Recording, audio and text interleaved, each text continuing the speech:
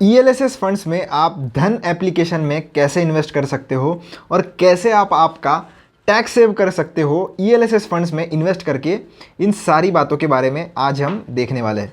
तो दोस्तों सबसे पहले ये जान लेते हैं कि ELSS फंड्स क्या होते हैं। तो ELSS का फुल फॉर्म होता है इक्विटी लिंक्ड सेविंग स्कीम्स। अब इन स्कीम्स में अगर आप इन्वेस्ट करते हो तो आपका जो 80% पैसा होता है वो इक्विटीज़ में इन्वेस्ट होता है।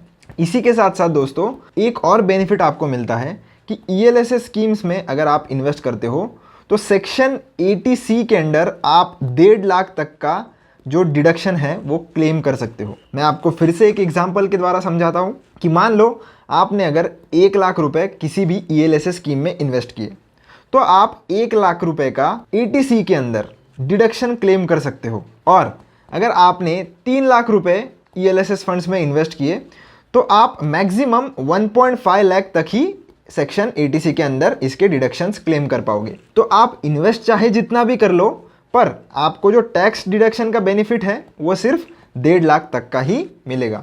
तो पहले आपको ये समझ लेना है। इसके साथ साथ इसमें 3 साल का लॉक इन भी होता है, यानी कि अगर आप इसमें आज के डेट में पैसा इन्वेस्ट करते हो तो मिनिमम 3 साल के लिए आपका पैसा जो है वो लॉक इन में चले जाता है, यानी कि आप उसे 3 साल तक विड्रॉ नहीं कर सकते। तो इसका मतलब ये है क्या कि 3 साल के बाद आपका पैसा ऑटोमेटिकली विड्रॉ हो जाएगा? तो नहीं, आपको जब मर्जी चाहे तब आप विड्रॉ कर सकते हो, पर 3 साल के बाद आपको जितने साल इन्वेस्टेड रहना है आप बिल्कुल रह सकते हो। तो चलिए अब देख लेते हैं ELSS फंड्स में इन्वेस्ट कैसे करना है। तो उसके लिए हम आ जाते हैं दोस्तों म्यूचुअल फंड्स वाले सेक्शन पर। तो दोस्तों चलिए अब देख लेते हैं कि कैसे आप ELSS फंड्स में जा सकते हो। तो धन एप्लीकेशन में मैंने लॉगिन कर लिया है। अगर आपका धन में अकाउंट नहीं है तो आप डिस्क्रिप्शन बॉक्स चेक कर सकते हो, मैंने लिंक वहां पर डाल दिया है, आप फ्री में अकाउंट ओपन कर सकते हो। एप्लीकेशन ओपन करने के बाद आपको एक म्यूचुअल फंड्स का बटन देखने के लिए मिलेगा, उस पर आपको क्लिक करना है। क्लिक करते ही सबसे ऊपर की तरफ आपको म्यूचुअल फंड पोर्टफोलियो देखने के लिए मिलेगा। तो अगर आप जितनी भी इन्वेस्टमेंट करोगे आप डायरेक्टली इस सेक्शन से उसे ट्रैक कर सकते हो। इसके साथ साथ दोस्तों नीचे अगर आप देखोगे तो आपको invest in direct mutual funds का एक सेक्शन देखने के लिए मिलेगा। अब डायरेक्ट म्यूचुअल फंड्स यानी क्या कि आपसे कोई भी एक्स्ट्रा का कमीशन नहीं लिया जाता अगर आप धन में म्यूचुअल फंड्स में इन्वेस्ट करते हो तो दोस्तों अगर आप किसी भी एजेंट या इन्वेस्टमेंट एडवाइज़र के साथ अगर म्यूचुअल फंड में इन्वेस्टिंग करते हो तो वो आपको रेगुलर म्यूचुअल फंड सेल करते हैं, जिसमें उनको आपको एक कमीशन देना पड़ता है। तो धन के द्वारा अगर आप इन्वेस्ट करोगे तो आप ये एक्स्ट्रा कमीशन नहीं पे कर रहे हो, इसलिए उन्हें डायरेक्ट म्यूचुअल फंड्स कहा जाता है। अब आपको थोड़ा और नीचे स्क्रॉल करना है तो आपको डिस्कवर बाय कैटेगरीज का एक सेक्शन मिलेगा, जिसमें इक्विटी, टैक्स सेवर, हाइब्रिड और डेट, आपको ये 4 ब्रॉड कैटेगरीज देखने के लिए मिल जाती है। तो हमें इस टैक्स सेवर पे क्लिक करना है, क्योंकि ELSS जो स्कीम्स होती है वो सारी टैक्स सेवर कैटेगरी के अंडर आती है। तो यहाँ पर आने के बाद आप देख सकते हो जितनी भी ELSS कैटेगरीज या जितने भी ELSS स्कीम्स है वो सारी आपके सामने उनकी लिस्ट यहाँ पर आ गई है। सबसे ऊपर की तरफ है मोतीलाल ओसवाल का ELSS टैक्स सेवर फंड। अगर मैं थोड़ा और नीचे जाता हूँ तो बैंक ऑफ इंडिया का है, फ्रैंकलिन इंडिया का है। तो बहुत सारे AMCs का यहाँ पर आपको ELSS फंड देखने के लिए मिलेगा।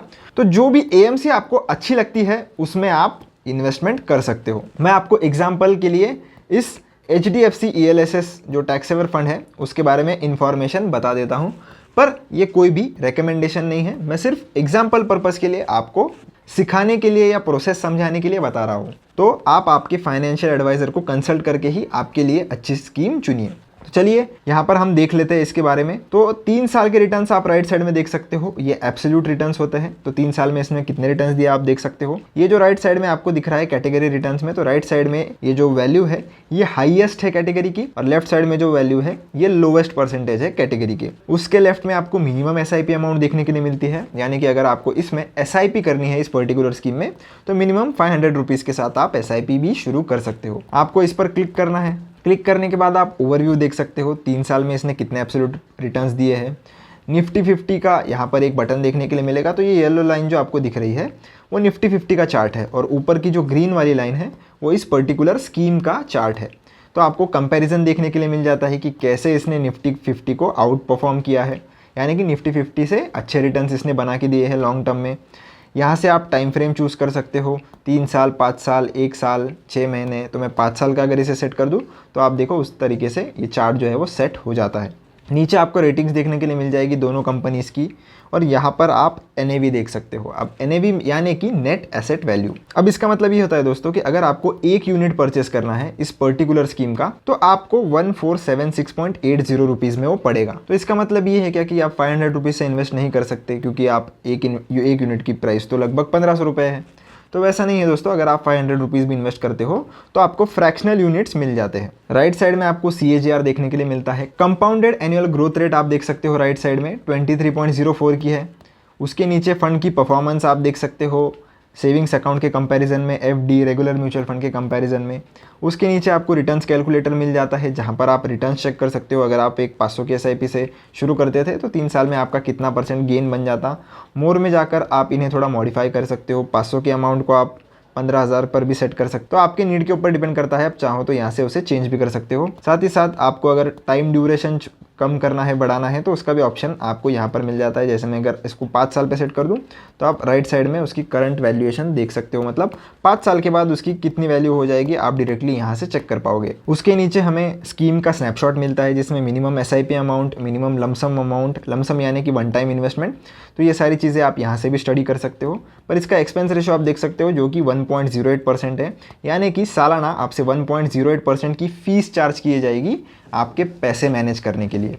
ये एक ओपन एंडेड स्कीम है, यानी कि आप जब मर्जी चाहो तब इन्वेस्ट कर सकते हो, साथ ही साथ जब चाहो विड्रॉ भी कर सकते हो। ये एक ग्रोथ प्लान है, यानी कि जितने भी डिविडेंड्स वगैरह इस स्कीम के स्टॉक्स में आते हैं वो री इन्वेस्ट होते हैं और आपका पैसा और अच्छे से कंपाउंड होता है, तो उसे हम ग्रोथ स्कीम कहते हैं। नीचे हमें लॉक इन पीरियड इसमें देखने के लिए मिलता है 3 साल का, जो मैं ऑलरेडी आपको समझा चुका हूँ। और नीचे अगर हम आएंगे तो फंड मैनेजर्स का इन्फॉर्मेशन हमें मिल जाता है। उसके नीचे इस पर्टिकुलर AMC का, ये HDFC एसेट मैनेजमेंट कंपनी की स्कीम है, तो इस AMC के बारे में हमें इन्फो मिल जाती है कि ये कितनी स्कीम्स चलाती है और टोटल इनके पास कितना एसेट्स मैनेज कर रहे हैं ये लोग, कितने रुपए का, वो भी आप डायरेक्टली चेक कर सकते हो। सबसे नीचे आपको रिस्कोमीटर मिल जाता है, यानी कि इस पर्टिकुलर स्कीम में कितने रिस्क इन्वॉल्व है ये रिस्कोमीटर से आप गेज कर सकते हो। तो ये वेरी हाई रिस्क वाला एक स्कीम है। क्यों? क्योंकि ये एक इक्विटी स्कीम है, तो इक्विटी स्कीम आप जनरली देखोगे तो उनमें वेरी हाई रिस्क ही आपको रिस्कोमीटर शो करेगा। इसी के साथ साथ अगर आपको होल्डिंग्स चेक करनी है, यानी कि ये फंड जो है वो कौन से स्टॉक्स में आपका पैसा लगा रहा है, ये भी आप यहाँ से चेक कर सकते हो। उसके राइट में आपको परसेंटेज एलोकेशन भी देखने के लिए मिल जाता है।